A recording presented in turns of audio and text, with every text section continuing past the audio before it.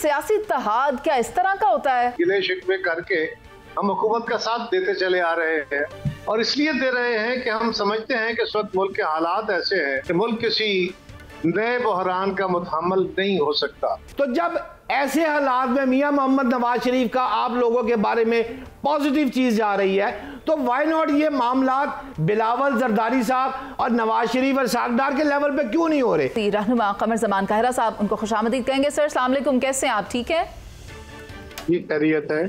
Sir, ये सियासी इत्तेहाद क्या इस तरह का होता है? पहले हमारे इख्तलाफात की बुनियाद बनी थी वो रवैया जो माने था उस मुआहदे पे अमल दरामद ने जो हमारा दोनों जमातों के दरमियान तय हुआ, क़यादत ने तय किया। जब हुकूमत साजी हुई तो एक मुआहदा हुआ था, उस पे अमल दरामद नहीं हुआ, लेकिन हम गिले शिकवे करके हम हुकूमत का साथ देते चले आ रहे हैं और इसलिए दे रहे हैं कि हम समझते हैं कि इस वक्त मुल्क के हालात ऐसे हैं कि मुल्क किसी नए बहरान का मुतहम्मल नहीं हो सकता।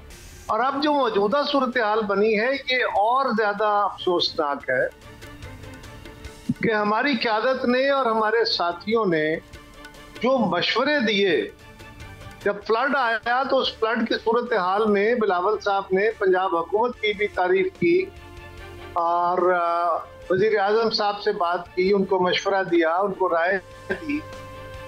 राय देना सियासी जमातों का हक है, हम तो इत्तेहादी हैं और उस राय का वजन भी होता है, होना भी चाहिए। लेकिन हमारी उस राय पे सीखपा हो गई पंजाब हुकूमत। देखिए, अगर हम कह रहे हैं कि आप ये कह रहे थे कि फ्लड के फौरन बाद इमीडिएट रिलीफ जो है वो बेनजीर इनकम सपोर्ट प्रोग्राम एक आजमूदा टूल है, आजमूदा जरिया है। लेकिन कायरा साहब, ये तो वो बुनियादी मसला हो गया ना जिससे ये सारा फसाद पैदा हुआ। मुझे ये बताएं कि शर्जील साहब जिस जानिब इशारा कर रहे हैं वो ये है कि मरियम नवाज साहिबा को गालिबन वजीर आजम से कोई मसला है, तो वो कौन सा मसला है जो रिजॉल्व नहीं हो रहा?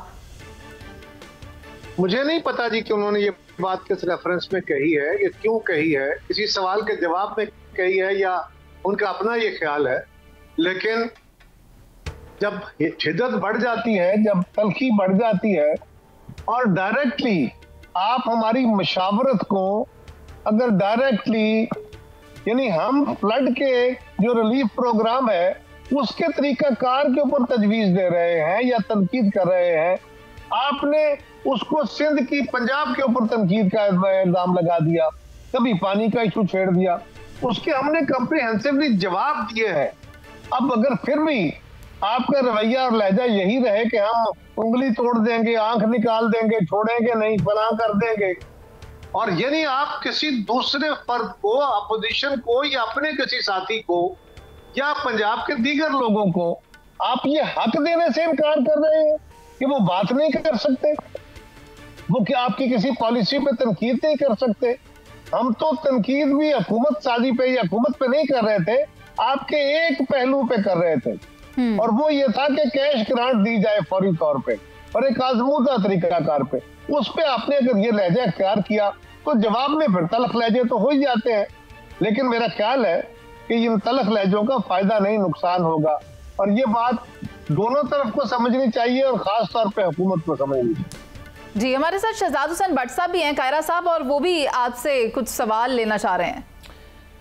कायरा साहब, मैं तो आपसे सीधी बात ये पूछना चाहता हूँ कि आपकी मशावरत सीएम पंजाब नहीं मान रही, यहाँ तक ठीक है, वो कहती है कि पानी का मसला है, मेरा पानी की तकसीम वफाक ने कर दी हुई है, अब मेरी मर्जी इस पानी की नहरें मैंने कैसे निकालनी है। और दूसरी इनकम जो बेनजीर सपोर्ट कार्ड वाली बात है वो भी बात आई है सामने। मैं आपसे सीधा ये किबला जानना चाहता हूं कि जब इस लेवल पर लड़ाई चल गई है, शर्जील मेमन की गुफ्तगू बहुत हार्ड हो गई है और आप जैसा सियासतदान जिसकी मेरे पास खबर है कि मियां मोहम्मद नवाज शरीफ ने, मैंने गुज़श्ता रोज प्रोग्राम में भी कहा था कि उन्होंने शहबाज शरीफ को मलेशिया जाने से पहले यह कहा है कि राजा परवेज अशरफ और कमर ज़ुमान कायरा की तारीफ की करते हुए उन्होंने कहा था कि जो आज़ाद कश्मीर में ये काम करके आए हैं ये बड़ा खुशशाइन काम है। तो जब ऐसे हालात में मियां मोहम्मद नवाज शरीफ का आप लोगों के बारे में पॉजिटिव चीज जा रही है, तो व्हाई नॉट ये मामलात बिलावल जरदारी साहब और नवाज शरीफ और सागदार के लेवल पे क्यों नहीं हो रहे? क्यों उस्मा बुखारी, क्यों शर्जील मेमन, वाई सर? दोनों तरफ से सवाल उठाए जा रहे हैं, और जो कि मैंने कहा ना, जब एक लफ्जी जंग शुरू होती है, आप एक जमात पे तनकीद करेंगे, वो जवाब में कुछ 2 लफ्ज और कर देंगे, आप उसके जवाब में 4 लफ्ज और कर देंगे, तो बात बढ़ती जाएगी।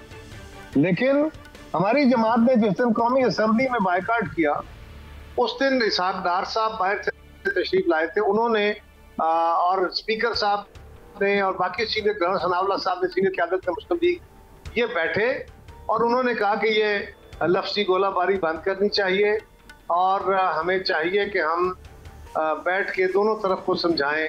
लेकिन उसके जवाब में उसी दिन चकवाल में फिर वही लहजा, फिर वही ज़बान इस्तेमाल की गई। मैंने खुद एक प्रेस कॉन्फ्रेंस करके मरियम साहिबा को गुजारिश की, रिक्वेस्ट की कि आप अपना लहजा जो है वो तल्ख ना करें, आप एक तो बात करने के लिए मुनासिब अल्फाज इस्तेमाल करें। आप हमारे लिए काबिल एहतराम है, हम आपकी इज्जत करते हैं, लेकिन अगर आप जो लफ्ज इस्तेमाल कर रही हैं, अगर इन्हीं अल्फाज में आपको मुखातब किया गया तो ये बहुत नामुनासिब होगा। लेकिन ये वक्त आ सकता है। कलामी माफ कमरुज़्ज़मान कायरा साहब, ये नहरों का जो मसला मैंने आपसे अभी अर्ज किया है, मैं उसी पे क्या ये उसका इस्तेमाल नहीं? सुन लिया, ये सवाल मैंने सुन लिया ना, मुझे बोलने दीजिए, मैं उसके ऊपर आने लगा हूँ। सो अर्ज ये है कि उसको फिर आपने वही सवाल रिपीट किए। अब नहरों पे आ जाइए, मैं आपके सवाल के ऊपर आता हूँ डायरेक्टली। शुक्रिया। नहरों के इशू पे किसने एतराज किया? सबसे पहले पीपल्स पार्टी पे एतराज हुआ, और सिंध की कौम परस्त जमातों ने सबने इकट्ठे होकर जुलूस निकाले, वफाकी हुकूमत के खिलाफ नहीं, पीपल्स पार्टी के खिलाफ, कि जी आप तो वफाकी हुकूमत का साथ दे रहे हैं और वो नहरें निकालने की बात कर रहे हैं और हमें एतमाद में नहीं ले रहे, लिहाजा आप उनसे मिले हुए हैं और आपने सिंध के हकूक बेच दिए हैं। ये आपके इल्म में है ना कि वहां जुलूस निकले, पीपल्स पार्टी की हुकूमत और पार्टी के खिलाफ जुलूस निकले।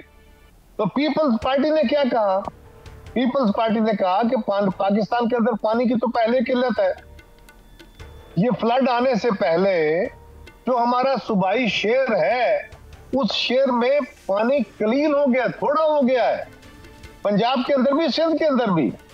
तो सिंध हुकूमत ने आपसे पूछा, बिल्कुल आपका हक है, नहरें निकालना आपका हक है, पानी के रिजर्वायर बनाना सबका हक है, बनाइए, सही, लेकिन उसके लिए एक तरीकाकार है, उसको उसके ऊपर चलना होगा। लॉ रेपेरियंस आपने उनको मुतमईन करना है। जिस तरह हिंदुस्तान कोई काम करता है इन दरियाओं पे, तो हम कहते हैं पहले हमें मुतमईन करो। आपने, सिंध गवर्नमेंट ने आपसे सवाल किया पंजाब गवर्नमेंट से, उस सवाल का जवाब नहीं दिया, गालियां दी जा रही हैं।